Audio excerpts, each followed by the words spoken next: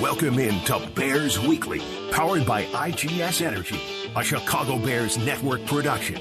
Bears Weekly is brought to you by Advocate Healthcare, Athletico Physical Therapy, CD Delegate, Connie's Pizza, IGS Energy, and Miller Lite.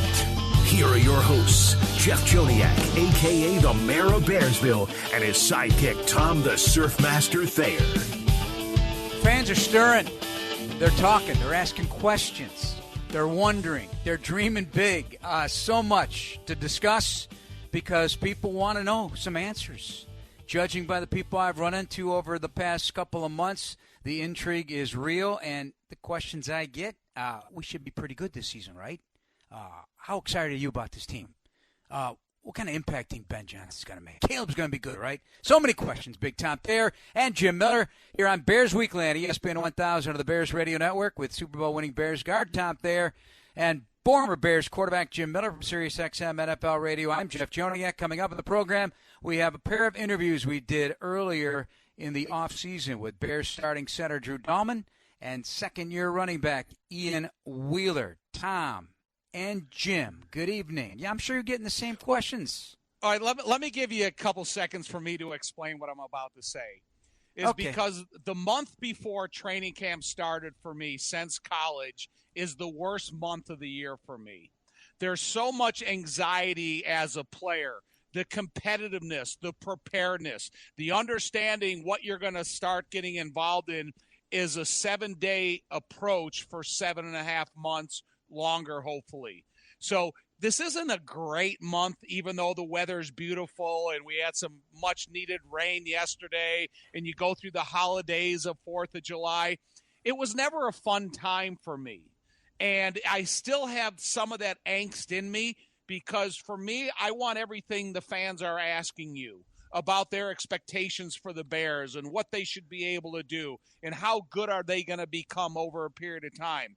But I had that same angst I did as a player, as a Bears fan broadcaster, that it isn't a great time, but I'm ready for it to get underway.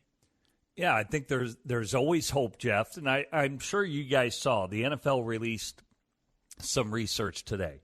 You know, going back to the 1970 merger, other than the strike-shortened season of 1982, at least one team has improved its win total the previous season by 4 or more wins. All right, last year there were 5 teams that did that. The Commanders, they had a new head coach. They were 4-13 in 2013 or 2023. They went 12-5 and went all the way to the championship game. That's an 8-win swing. Okay? Vikings in the NFC North. They were at 7-10 2023. They went 14-3 last year. So they won 7 more than the previous season. Chargers, Jim Harbaugh shows up. They were 5-12 in 2023. They go 11-6. They make the playoffs. Okay? So the Bears are capable of doing that. You know, you have 7 new head coaches in the NFL for a reason, and Ben Johnson is one of them. The Bears were 5-12 last year. Now, can Ben Johnson and the players they signed make a 4-win turnaround difference? Can they be, a 9-win team? Yeah, absolutely. In the modern age of football, you can turn around. You can go from worst to first very quickly in the NFL, and the Bears are capable of doing it. We'll see how it all comes together. There should be hope from Bears fans, but they got to go do it. All right, did you hear your buddy, Jimmy, did you hear your buddy over here, Tommy, his angst and his angriness before camp? Did you carry that same baton? I mean, you guys love the game. Yeah. I know it's painful. I know it's hard. But didn't you just love being there with the fellas? Yeah, I loved it. But like Tom said, I was anxious. I always kind of cranked it up before camp. I could not get away from it. I felt like, everybody else is doing more than me, so you work out more. You tend to do more, at least. And I'm sure Tom was the same way. I wanted to be in shape, and I could never get away from it. So there was a lot of anxiousness from my standpoint. Well, the thing about it, Jim, we kind of amped it up leading up into training camp. We never had the opportunity to go on vacation or go visit or anything. It was more of increasing your workouts in the weight room, increasing your conditioning on the field, and then the understanding that in a 24-hour day, you're probably going to have about 6 or 7 hours off. You're going to get up in the morning. You're going to get ready. You're going to get fully ready for a full padded practice that's going to be full contact. And then you're going to have about an hour in between practices. Then you're going to redo everything again before your equipment dries in the locker room. And we didn't have air conditioning. We didn't have an atmosphere. We had big industrial fans that was blowing hot, moist air through the room that you were getting dressed in. And then you went out and did it all again. And then you went through conditioning. And then you came in, you went through weightlifting. And then you got about 45 minutes to eat, and then you went to a 2-hour and 45-minute meeting. And then you had about maybe 18 to 20 minutes from the end of the meeting until bed check.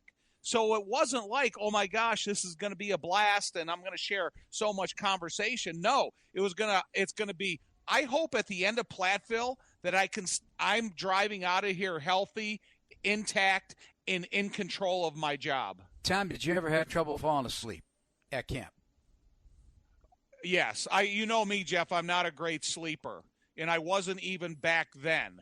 So between the fact that the dorm rooms were so hot, you had to get a fan brought in or whatever is driving you crazy, and just the insecurity of the competition. Your mind never went to sleep. You're thinking about what you're going to install tomorrow and the way practices are going to go. And, oh, yeah, there's Steve McMichael across from me who's more amped up or just amped up as I am. And then you got Singletary at that second level. And then you got Fensick and Dorson at the third level. So it's not like it was ever a party. And don't forget Coach Ditka. Well, that's the thing. You got Ditka on one side and Buddy Ryan on the other, throwing insults at each other. Jim, who was the coach in your playing days that got on your butt more than any other? And you respected him, but, boy, at times you didn't like him. Well, Belichick could give you jabs. He could pierce your heart with some of the things that, he would say, especially, where you're in the auditorium and, as Tom knows, back then they just started with the red dots where they kind of single you out on a red dot, and he'd always say, "This isn't what we're looking for," is what he'd say. "That's not what we're looking for right here." And you're the player, and he'd break you down and say, "Hey, this is going to happen. This could happen. This, for us to win games, we can't have these type of mistakes, and you're singled out, and you elevate your game." It was funny because I just read an article by Stephon Gilmore. Here's Stephon Gilmore, played for the Bills, and, the Patriots signed him. And he goes, it wasn't even the second day I was there. And he goes, I got beat. They were in a box formation, and he tripped off the line of scrimmage and, missed his guy and dropped in the wrong spot. And they signed Stephon Gilmore for big money. And he goes, Bill Belichick basically just broke me down. He said, I almost felt like crying.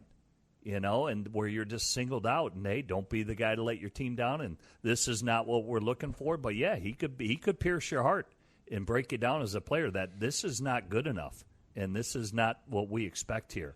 And so he would do it pretty quickly, and I think he would challenge players that way and kind of purposefully call you out.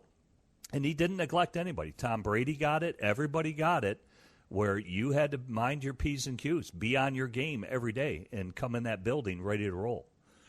Is the same thing as going to practice with Dick Stanfield, because Coach Stanfield said, listen, if I stop yelling at you, then you better start worrying. So it's almost like he wanted to get yelled at a little bit in front of everybody, because then Dick Stanfield cared about you and he was only coaching you. So you had to have that thick skin and understand what was being said to you and how it was being said to you. Yeah, Stephon Gilmore, by the way, still a free agent out there, looking to work at 34 years old after being with the Vikings last year in 2024. And the other thing, as this was no intention of mine to talk about all this stuff. We just go with the flow here, right? So, you guys are in dorms with no air conditioning or tight quarters. Heck, Jim, I remember even from Bourbonnais. Guys bringing in their own mattresses. I don't know if, Tom, you did that, just to get guys now, either going home or you're in your hotel. I mean, there's hotels. So it's not like that. And maybe some teams were in hotels back in the day. But, yeah, you're roughing it a little bit, and it's not supposed to be easy by any stretch. And the hard part is the two-a-days for me, just thinking about what you said, Tom, about the jersey's not even dry yet. You got to put that sucker back on. It's 100 degrees and humidity up there in Platteville. No picnic whatsoever. I mean, I'm sure you got stories galore. And let me ask you both this. Jim, start with you. Were there guys that you knew that were on that field early in camp that they just weren't going to be there? They just couldn't handle it. You know.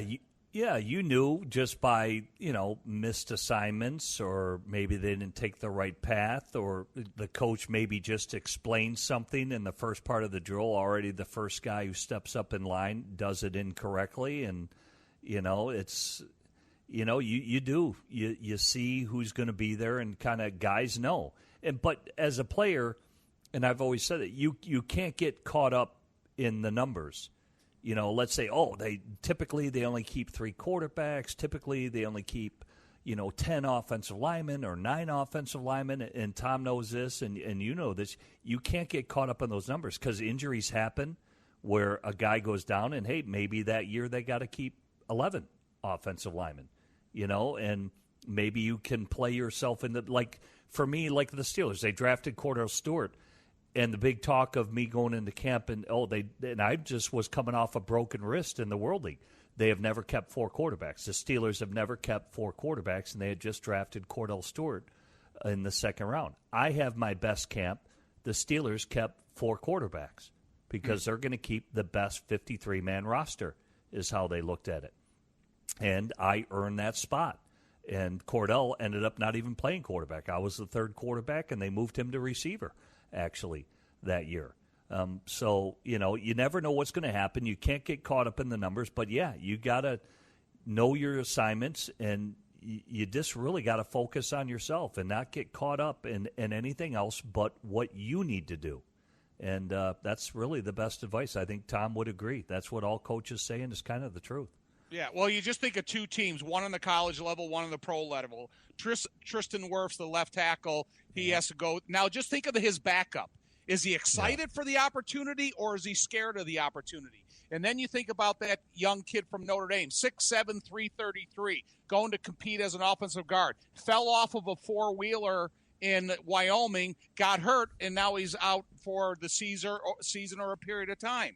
Now, is that guy that's next in line, is he excited about that opportunity, or is he nervous about it? And there's, Jeff, there's, when you think of a 90-man roster in the NFL, there's 10 guys that are in that position. Are they excited about their opportunity if that next man goes down, or all of a sudden they're going to climb into a shell and they're nervous about the opportunity? Oh, that would be Charlie Heck, correct, Jim, at left tackle in Tampa Charlie Bay. Heck, who's played. It's the son of, Andy Heck. Andy Heck played for the Bears. Andy Heck is the O-line coach of the Kansas City Chiefs, and Charlie Heck has played. He was drafted by the Houston Texans.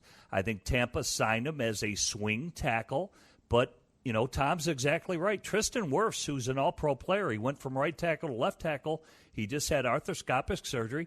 Charlie Heck's got to be ready to go. They don't expect Tristan Wirfs, their all-pro left tackle, to be ready to play, opening weekend. So Charlie Heck has to be in the right frame of mind, and he has to approach it that I am now a starter, and I need to play as a starter by the time camp ends, because week 1, his number is going to be called, and if he's not prepared, that's where all those doubts come in that Tom was alluding to. That's the number one thing I watch at training camp. Make sure everybody that I need healthy, stay healthy. Otherwise, it's a rough start to the season at certain positions, and God forbid you have an avalanche of injuries. All right, that's bad karma. We're not going to talk about that. This is Bears Weekly. Coming up next, starting center Drew Dalman joins the program on ESPN 1000 of the Bears Radio Network. Welcome back to Bears Weekly on the Bears Radio Network. Here's your host, the voice of the Bears, Jeff Joniak. This segment of Bears Weekly brought to you by IGS Energy. Jeff Joniak, Thayer and Jim Miller from SiriusXM NFL Radio. Each team in the NFC North, of which we discussed, has a brand new starting center this season. Kind of interesting. I don't know that any other division has that. I really didn't do all the research on it, but I find it to be a stretch. What does it mean? Well, for the Bears, it's a big deal because it's a nice deal for Drew Dalman to leave Atlanta in free agency to land here. California kid who didn't play his rookie year in terms of starting role, but did appear in games. But, Matt Ryan was there early in his career. And then he had a bunch of quarterbacks of note, including Kirk Cousins and Marcus Mariota. And Michael Penix last year at quarterback, but all sorts of adjustments for a guy who started his career in one city and hits free agency for the first time to land in another. Our conversation, Tom Thayer and I, with Drew Dalman, the Bears starting center. How's everything going for you, first of all? You know, this is the first time, new experience, new team. Yeah, it's been excellent so far. I guess to summarize, guys have been great. Getting to know them has been fun. Both guys that have been here and some of the new arrivals. So that's been great. We're kind of making steps in the right direction, so I've been enjoying it. I'll let two offensive linemen get to know each other here. Tom Thayer and Drew Dalman talk a little shop. Why not find out now your picture's on the offensive line roll? Right. Well, I mean, that's huge. You know, Drew, some advice for you to give your offensive guards. The first time I was getting ready to start a game next to Jay Hilgenberg, who is a 8-time Pro, you know, has a great career. He says, you do my job first and then do your own. So is that the same way you feel about talking to the two guards next to you right now? Yeah. I don't think I can pull that one with either of those guys. I think probably the other way around. But no, they've been awesome, and learning from them has been great. And it's awesome to ask them, like, how do you do this? How do you do that? And they kind of have their own versions, and it's kind of added to my game as well. So when you talk about terminology, I talk about it a lot. Obviously, you stay in the same system after a while, becomes second nature to you. Now you're learning a whole new terminology from a new offensive line coach. Do you go back to your roots when you were a rookie in the NFL, or do you take some of your experiences, because you're experienced in the NFL, in developing the familiarity with the terminology? Yeah, I definitely think there is a lot of benefit, I feel like, from starting from scratch a little bit. I feel like maybe breaking some old bad habits, but also trying to preserve some of the good habits that I feel like have led to a little bit of success and things that I feel like I do well and I can contribute. So I feel like melding those has been the balance, but there's definitely been a lot of going back to the basics, evaluating my technique and seeing how it fits within the new scheme. Offensive line coaches have different ways they go about the business. So the development of a new relationship with a new offensive line coach and Coach Rochar, how has that been for you? And is it a give and take? Is it how do you guys go about, because you are a veteran, you're not a first-year player? Yeah, I mean, he's got some awesome experience, so I'm definitely trying to do everything I can to absorb the knowledge he has, take his techniques that he's had success with, and then kind of meld it with myself and what my body does and those kind of things that I feel like are my strengths. So it's been a good process so far, and he's been excellent with understanding that, guys may get to the same place in different ways, and so working with different techniques and different skill sets. You mentioned techniques, and one of the things that one of the scouting reports on, true technician. Is that a badge of honor when you hear something like that? Because obviously technique wins. Yeah, definitely can't say I have like great or perfect technique or anything like that. Never going to hear that from an O-lineman. Yeah, no. I feel like it's a constant process, and you're never staying the same. You're always getting better or worse. So it's always about trying to find a way to improve it. But no, I do take pride in that, and I've had some awesome coaches, and I feel like they should take some pride in that as well, that I've gotten to learn from them. And my dad was my high school line coach, and he had NFL and college experience, so I feel like I was really spoiled in that regard. So I do. Yeah, Chris Dalman, 49ers. What was that, being the son of somebody that's played in the league? There's many guys now in the league that have dads have played, and I think it's one of the coolest things ever. I mean, it's hard enough to get to the NFL, let alone be the son of an NFL player and doing it, just like he did. What was that like growing up, and then what was that like, what's it like now, and how proud he is? Yeah, it's an awesome experience. I definitely wouldn't trade it. I feel like for me, it's so nice to progress, and each stage of the football life kind of feels new and exciting for me. But I know that he's been through it as well, so you can always have someone to talk to that relates and understands. And I also feel like there's kind of another level of relationship that, like, he's probably excited now that he finally has someone that knows exactly what he went through too. Yeah. So I feel like that's been fun to talk about those things and kind of share stories and all that. So I've really appreciated the experience. Is he the first call after a game? He is. Is yeah. he? The debrief. The debrief. Who starts the conversation? Him to you or you to him? I always call him. Do you? Yeah. Well, I mean, so maybe the topic of conversation. Yeah. Is it you leading him into a question, or him noticing something he wanted to talk to you about? Yeah. I always finish the game, win, lose, draw kind of thing. I'm always like, did you see that 1 3rd down? Like, what'd you think? What could I have done? Like, a little different, like, you got my edge there, that kind of thing. So I feel like I tend to bring it up, and he's always good about, being the dad first, and then he'll help me out with questions. So, yeah, I feel like I'm usually picking his brain. I was mentioning my brother-in-law played down at Atlanta for 11 years, so I used to go down there a lot during training camp and stuff. It could be some of the hottest weather I've ever been around, the humidity and everything, and I always look at the schedule, what games are going to be affected by heat or cold. Do the conditions up here with the natural grass fields, how brilliant this practice facility is, the temperature, is it so refreshing to you? It's almost like it's giving you a little bit of life back in your step? Yeah, it's been outside. Like, in my mind, OTAs is hot. And here it's been, like, awesome so far and relatively cool. So that's been great. I feel like the real test, as you mentioned, will be training camp. You're sitting out there on day 10, and it's 95 degrees and humid, and then here we'll see what it'll be like. It can get hot. Yeah. Let me tell you, you don't understand. This is a sweater. This is a sweater. He's probably sweating right now, but he does. This is no joke, Drew. We'll get the schedule, and he gets real serious. We were in Miami a couple years back, dude. And he gets so serious. I go, Tom, relax. You're not playing anymore. Well, Jeff doesn't sweat. Well, so that's I do. the one thing. And so when Never let him see you sweat. Back, we used to play Tampa twice a year, and it seemed like they always scheduled Tampa in the first couple weeks of the season, and it's a noon start, and it's like 400 degrees. Yeah. But reverting back to my experiences at Atlanta, sometimes I couldn't believe how hot it was and how these players were making it through training camp. So turf, natural grass. Obviously, Chicago, Soldier Field, they have one of the nicest natural grass surfaces you'll ever play on year-round, or you just came from a dome. Did you develop a preference over your time in football, or put cleats on and go to work? Yeah, not too strong of a preference. I mean, if I had to pick, I'd definitely pick natural grass. Right. It feels good.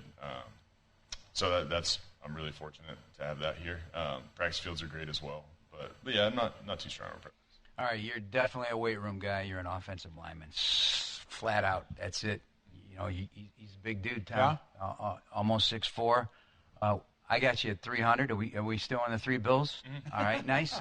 How important has this offseason been in the weight room for these guys? I hear it all the time. That's where it all begins, the bonding, and people have had great experiences there. It's we know we're going to be a winning team because of what we did in the weight room.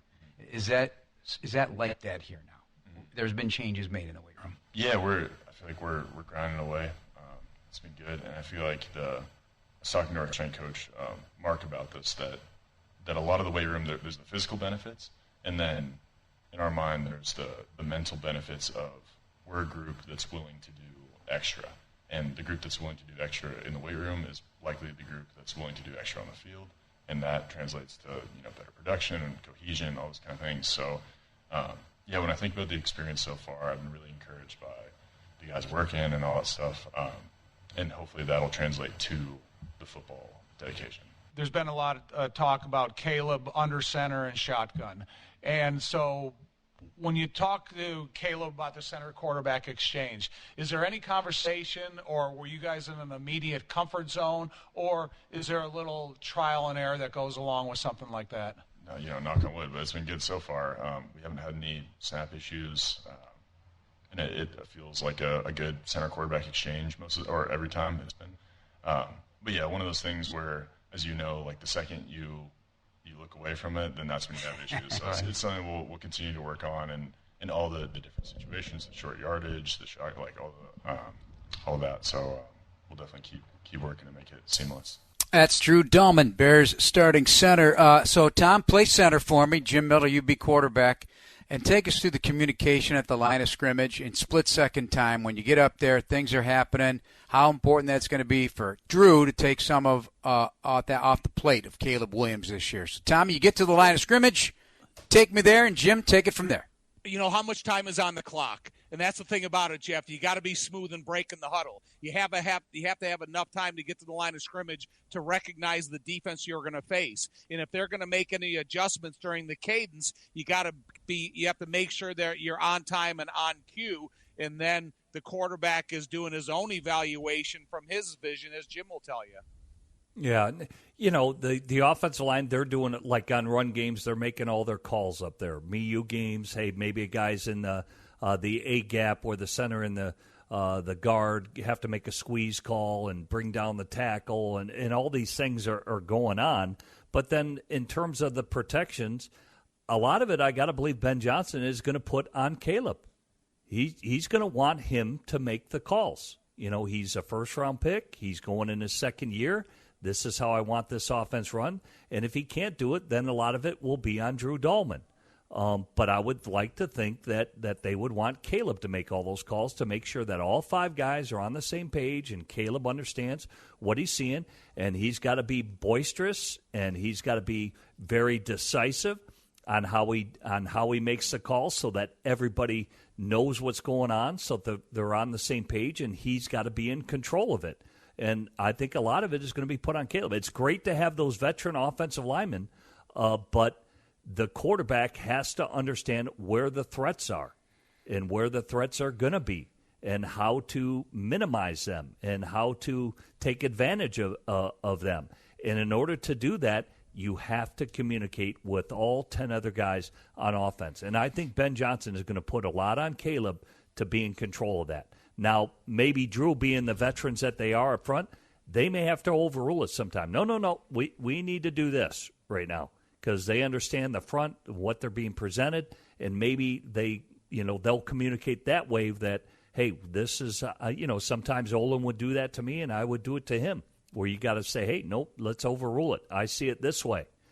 But at the end of the day, that clock's running, and you all got to get on the same page. And if I knew, like Olin said, no, I want to do it this way, all right, boom, I make the adjustment. Let's go on the quick, boom, snap the ball, make sure the play clock, we don't get that flag, and I still, at that point, whether it's me or him, we're all on the same page and all pointed in the right direction to get it executed. Dalman, 26, with a lot of experience with the Falcons. His dad, as he mentioned, also a Super Bowl player with the 49ers, 7-year career with 64 starts. Dalman at 40. His dad played right guard and center as well and was an assistant offensive line coach for the Falcons. And as he said, coached his son in high school. When we come back, we'll go to the running back room. And Ealer would join the program. This is Bears Weekly on ESPN 1000 of the Bears Radio Network. This is Bears Weekly. With the voice of the Bears for 24 years, Jeff Joniak on the Bears Radio Network. This segment of Bears Weekly brought to you by Athletico Physical Therapy. Visit athletico.com to request an in-clinic or virtual appointment and start feeling better tomorrow. Jeff and Tom and Jim Miller from SiriusXM NFL Radio. Ian Wheeler got our attention last preseason against Buffalo. He had a 5-carry, 43-yard game and a 21-yard run and 2 touchdowns. Later in the preseason, though, suffered an ACL tear. It was heartbreaking to see. He's got a lot of talent, and he's come a long way in a short time, and he's excited about what's next as he waltzes through Hallis Hall admiring the Lombardi Trophy that Tom Thayer helped win for the Chicago Bears 40 years ago. Just being here in general, just seeing all this history and all this legacy every day, it's special. And I feel like we don't necessarily always take the time to appreciate it. Yeah. Just seeing like how many great players have walked through here, through these halls and everything like that. But no, just taking the time to peek at the Lombardi, peek at the retired numbers. It's yeah, I mean, it would be like if it were me, if I had the opportunity, the size, the speed, and the talent in the top 1% of all humans to play this game, it would be a little overwhelming because if you take the time to think about this being the original franchise and, like you said, all the great players, and for me, being a part of this for almost 3 decades with Tom and meeting all these guys. I mean, the first time I started covering the Bears was the 85 team at training camp, and I was just a snot-nosed kid, and they become friends, many of them. It's just, this sport is humbling in good ways and in bad at times, but it's just a treat, really, to be here. Ian, and I don't want this sound disrespectful because I have all the respect in the world for you. I always said, I'd laugh at Jeff, I said running backs are a dime a dozen. But when I saw you last year in training camp and the way you were playing, I'm saying this guy's got something special about him. And I think he's got a future in the NFL, and I still do.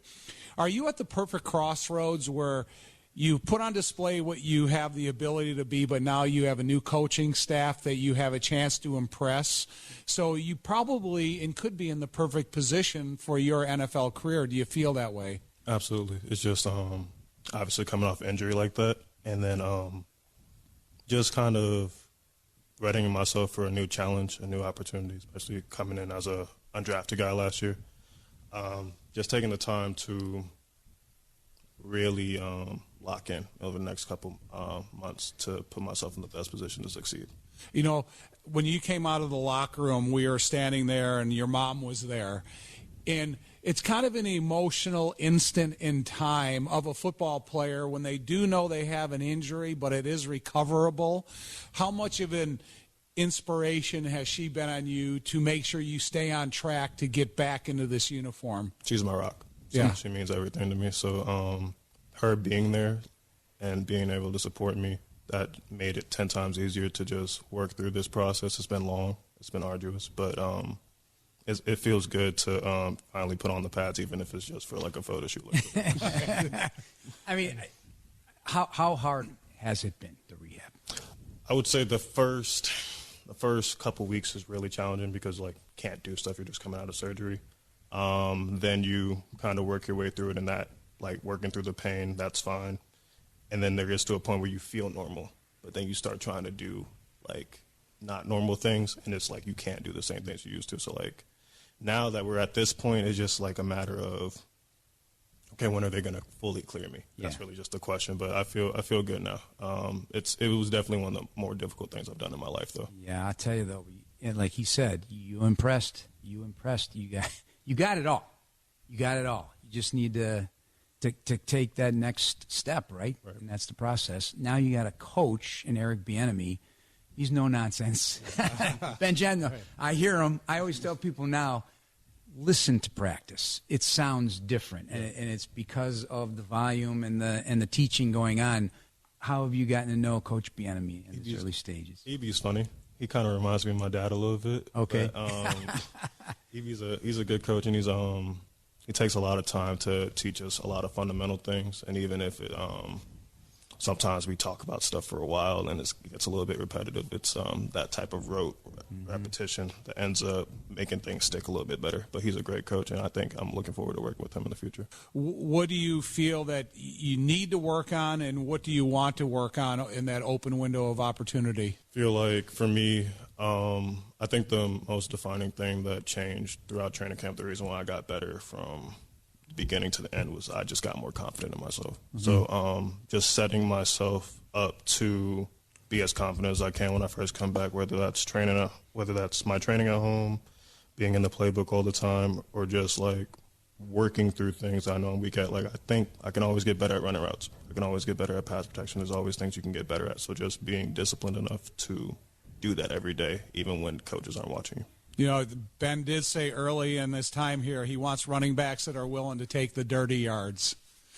Is that kind of a mindset that you have to reapproach? Is it something that you have to, you know, when it is that 3rd and 1, 3rd and 2, whatever the case may be, that dirty yards you got to get? Absolutely. It's just having awareness of the game, just understanding that, like, not every play is going to be a home run, no matter how many times. Like, every time I get the ball, I want to score. Right. But just knowing that, like, there's a time and place to take the opportunities that are given to you, and if you have to make something shake when nothing's available, you just have to do that. It's your job. As I recall, you modeled your game after Adrian Peterson, right? Absolutely. Which he's one of the more violent runners I've ever called. I mean, he killed us back in the day. Violent, aggressive, high-stepping. Do you feel when you put him on tape, put yourself on tape, are there elements of the way you guys run? Definitely elements. I think he's more of an upright guy, like I am. Which Tom always felt like he would get hurt, and he did get hurt for that upright style. But go ahead, I didn't mean to interrupt you. You're fine. I need to learn how to drop my pads, I'll be honest with you. But yeah, he's definitely more of an upright guy. I think the second effort when it comes to running, that's something that I take a lot of pride in as well, just like not having the first person be able to tackle me, and whether that's like 3 people holding onto your leg and just being able to step out of it. There's a couple of things like that like, I really model myself after, and I think it pops up on film every once in a while. But you are a home run hitter. I mean, you proved that in college. You had long runs. You had big kick. I think you had 96, 90, 88-yard kickoff returns. So you do have that, which a lot of backs don't. A lot of backs they're going to grind out the yards. They have a great career, but the home run hitters are the one that get your attention. But, 3 yards, and 60 would make Ben Johnson very happy because he says, I love explosive plays. Are you hearing that from Ben? Absolutely. That's when we go into offensive meetings, that's the main talk. The main talking point is always like, we're going after explosives. We're not just trying to stay in front of the chains or anything like that. We're chasing explosives. So that's something that I think I could really help with. I'm excited for. Ian, 5'9", 210. That was Walter Payton. And when you think about your explosiveness and everything that you're willing to give the game, and you talk about the accomplishments of Walter Payton, it's amazing that we're not sitting here talking about guys that are 6'5", 260. He's got the similar template that you do. So I think you have the ability to accomplish everything that you set out in front of you, and we're definitely pulling for you. Thank you. I appreciate it. What is your weight at right now? Right now, I think I'm like 207. Okay. You would like to be – I think when do you feel the best? Right now I feel good. Yeah. Right now I feel good. Between that 202, I've gotten up to 210, and I didn't feel bad at 210, but it's just obviously they have their numbers and their metrics for everything. So I'm real lean. I know I'm skinny. So it's just I'm cool with whatever weight I play at as long as I don't get hurt. What's an underrated aspect of your game, and we'll let you go? Underrated aspect? Do you think? The scouts you've heard or that people may overlook? Interior vision. I do. I think I've gotten a lot better at that. You are really good at that. Than what people give me credit for. But I'll take that answer. I'll take that answer. He said it for me. Well, he's an offensive lineman. He knows. He watches tape. That's the thing that impressed me most about you last year is there is no hesitation in your vision.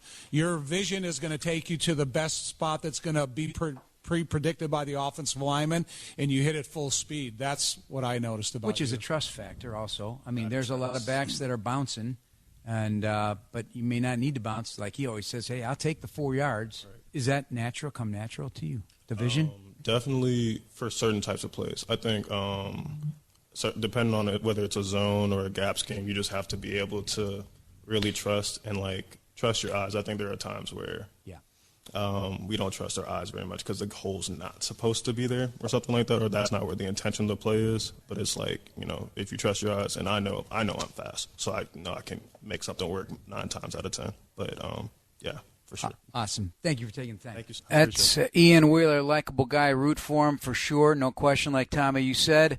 But 2 things. One, great observation on your part, Tommy, to identify his strength before he could even get it out of his mouth. But second, and Jim can jive in too, is Ben Johnson and the offense talking in those private times.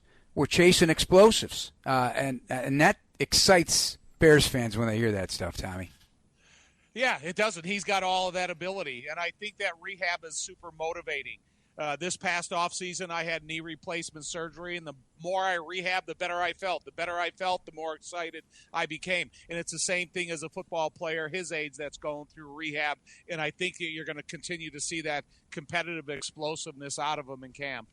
Yeah, it's going to be important for him because I think you got to view him a little bit like Jahmyr Gibbs because he has those type of quicks, and he mentioned about his routes out of the backfield. Jahmyr Gibbs is used a lot like that for Detroit, or at least he was. He's going to get a lot of edge plays to the outside because his speed is so good to get there. And obviously he's got to return to what he was and have that type of speed and the confidence to do all the things that he's asked to do, and that's a big part of it. And he mentioned that. But I would think Ben Johnson's going to look at him as a similar player to Jahmyr Gibbs, who, as we know, is a speed demon, and that was a really good 1-2 combination up there for the Detroit Lions.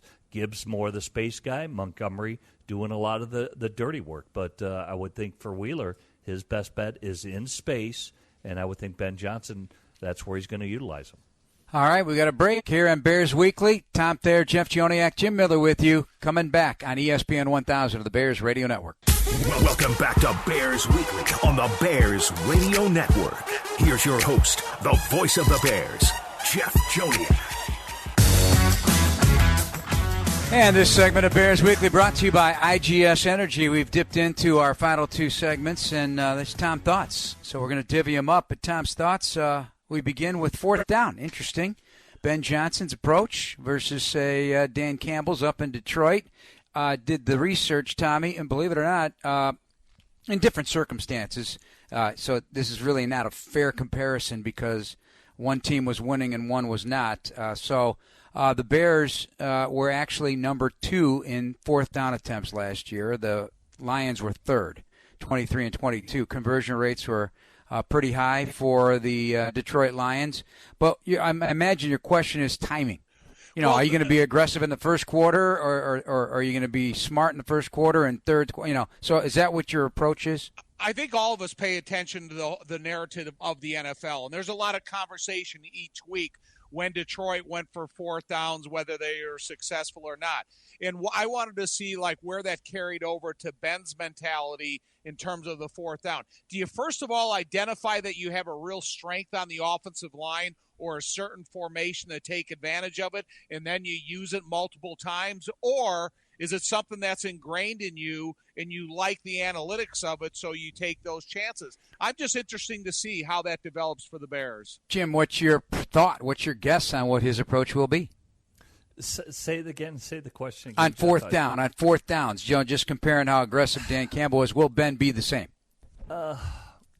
I would think, yeah. I would think he would, because I think the strength of the Bears right now is their offense. It's going to be a lot of it is how quickly Caleb is up to speed. Like I said, I think he's going to have to be ready to go. I do think the Bears' offense is going to have to kind of carry the defense for a little bit. So I think Ben is going to be aggressive. And I think one is to instill a mentality that, hey, you guys got to get it done. I think that's part of the thing was Dan Campbell when he first got there is they needed to taste winning, and that he was going to go for it and go for things, and that guys needed to be locked and loaded when typically they're off the field and we're punting and all these things. And, he was sending the message that we are going to go for things. We are not going to be a traditional team because this is what we have to do right now to win games.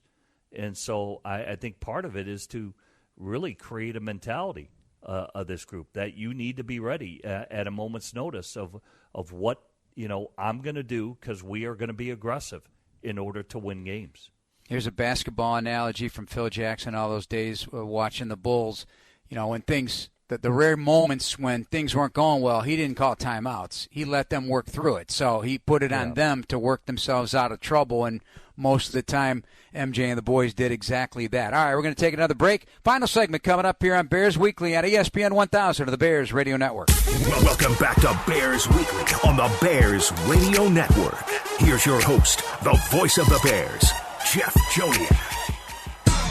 And this segment of Bears Weekly brought to you by Athletical Physical Therapy. Visit athletico.com to request an in-clinic or a virtual appointment and start feeling better tomorrow. Jeff and Tom and Jim Miller, final thoughts. Tom, you posed this question as well. What will hold our attention? And maybe this is an individual thing more at training camp. The arrival of Colston Loveland at tight end and his enhancement of the offense, or the battle for the left tackle job. Tommy? They're both so important because we haven't seen Colston Loveland at all, and we really don't know what Ben is on the drawing board thinking about how he's going to be included in the offense. And then the left tackle position, probably one of the most important positions in all of football, including the offensive line. And we really don't know who the front-runner candidate is for that position. So when you talk about the importances of those two players and those two positions, it's going to be incredible during training camp to pay attention to the development of Colston and the winning battle of the left tackle position. Yeah, I think both are important, but I think what's going to be interesting is personnel groupings, because for the Bears, it's going to be important how quickly Luther Burden comes along, because both him and Loveland, to me, are tied together. Because if one is lagging, like say if Burden is behind Loveland, maybe they go more 12 personnel with their receivers that the Bears have. DJ Moore, Adunze, and then you'd go more 12. And Ben Johnson, again, he ran it 26% of the time last year in Detroit with the tight ends that they have. But if Burden comes along pretty good, then they could run a little bit more 11 personnel, a little bit more. But both position groupings are important. Left tackle is extremely important, but having the 2 tight ends available in Loveland's development is going to be real important because you can always protect your tackle with an extra tight end. And I just have a sneaking suspicion because of a new staff and how competitive it plans on being during training camp. I think maybe some position battles, they might be rotations, they might be backups, or starting jobs. There's going to be more that are going to pop up because certainly there's going to be some interesting things going on in the secondary, certainly at left tackle, that 4th, 5th, 6th receiver spot. I mean, all these things are going to be interesting to watch and notate throughout the course of camp, Tommy. And it's 2 weeks away, buddy. 2 weeks away. We're going to have to pay attention to Jaquan Brisker all camp to make sure that he's got himself back to the level that he has a chance to be. All right, fellas, that's going to do it for us. Big Jim, thank you so much. For Tom Thayer and Jim Miller, I'm Jeff Joniak. Thanks to our producers, Kendra Smith, Dan Barilli, Jordan Treadle, and Katie Fox. And the executive producer of the Bears Radio Network is Eric Ostrowski. This has been Bears Weekly on the new radio home of the Chicago Bears, ESPN Chicago. Have a good night, everybody. Black and Abdallah are next.